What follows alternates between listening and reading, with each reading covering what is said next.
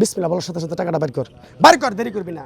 জিনিসটা নিয়ে যাবি, এই জিনিসটা তুই কোটি কোটি টাকা খরচ করে তুই পাগলার মুখের কথা শুনতে পারবি না। রাগ করলি না। কয় টাকা দিছ? 2000 টাকা চাইছি কত? 1500। 2000 টাকা কেন দিলে? রাগ করে দিছ? না, রাগ আরেকবার করিনি। কও বিসমিল্লাহ। বিসমিল্লাহ। মন থেকে দিছ? মন থেকে আমি এই ঘামটা ছুঁয়ে কইলাম, টাকাটা কও সাবিনিল্লাহ। সাবিলিল্লাহ। টাকার প্রতি দাবি নাই।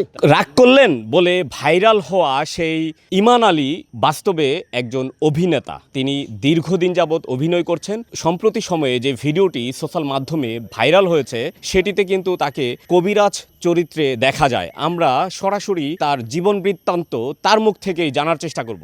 বাংলা রিক্সা চালাইতাম, আর এখন যে পেশাটা আমার হলো নাটক, শর্ট ফিল্ম, কমেডি ভিডিও, এগুলি নিয়ে আসি। আমি অভিনয় করছি আজকে 14 বছর। লক্ষ্যটা হলো যে আমি যেহেতু অভিনেতা হিসেবে দাবি করি, আমি অভিনেতা হিসেবে আমাকে চিনে জনগণ। আমি চাই যে আমি যেন আরো ভবিষ্যতে ভালো ভালো কোনো কাজ করতে পারি। এই গাছটা তুই সবার কাছে যাই বিলিয়ে দিবি, উপকার হলে তোর জন্য আমার জন্য দোয়া করবে।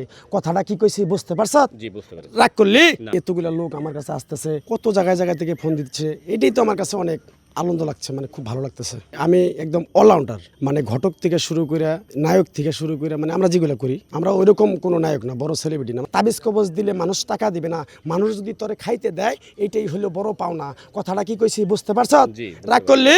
না। আমি আপনাকে এত প্রশ্ন করছি, আপনি কি রাগ করেছেন? না, আমি রাগ করিনি। আমরা রাগ করছেন কি? না, আমি রাগ করি নাই। দর্শক, ঠিক এভাবেই কিন্তু ভাইরাল হয়েছিল সেই ভাইরাল ইমান আলী, যার কথা এতক্ষণ জানানোর চেষ্টা করছিলাম।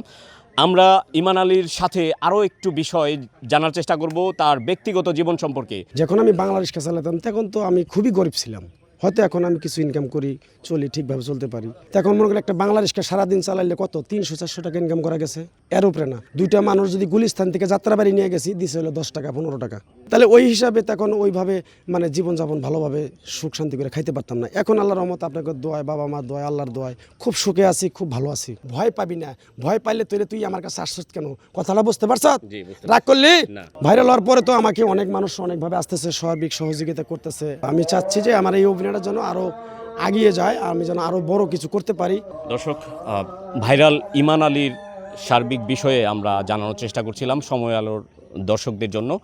এবং আমরা এই ইমান আলীর যারা সহকর্মীরা রয়েছেন, যারা তাকে কাছ থেকে দেখছেন, প্রতিনিয়ত তাকে অভিনয় জগতে সহযোগিতা করছেন, আমরা তাদের সঙ্গেও কথা বলতে চাই। আসলে সম্প্রতি যে ভাইরাল ইমান আলী কবিরাজ যাকে আমরা চিনি, সে কিন্তু আসলে কবিরাজ না, সে কিন্তু একজন পেশাদার অভিনেতা। সে অভিনয় করে, আবার নিজের একটা প্রোফাইল আছে, সেখানে নিজের কন্টেন্ট বানায় দেয়। এইভাবেই একটা কন্টেন্ট দিছে, ওই কন্টেন্টটা এখানে ভাইরাল হয়ে গেছে। কিন্তু অনেকে মনে করতেছে আসলে সে কবিরাজ, এই কাজ কইরা বেড়ায় রাস্তাঘাট। আসলে কিন্তু মূলত তা না, সে কিন্তু অভিনেতা। যখন তোর পকেটের টাকা পয়সা শেষ হয়ে যায়, তখন তোর আপন ঘরের মানুষও দূর হয়ে যায়। কথাটা ঠিক নেবে? ঠিক। ঠিক। রাগ করলি? না। সে দীর্ঘদিন ধরে কিন্তু অভিনয় করছে, সেটা হচ্ছে সেই সিডির আমল থেকে। এক কথায় বলতে গেলে প্রায় 14 বছরের মতো হবে। তাকে আমরা আবার নতুন করে আবিষ্কার করি। দীর্ঘ 4 বছর ধরে, প্রায় 4-5 বছর ধরে আমার সাথে আছে, নিয়মিত কাজ করছে। তোর এক টুকরা সাদা লজ্জাপতির গাছ দিয়ে যাবো, এই গাছটা তুই নিয়ম কানুন মেনে ব্যবহার করবি।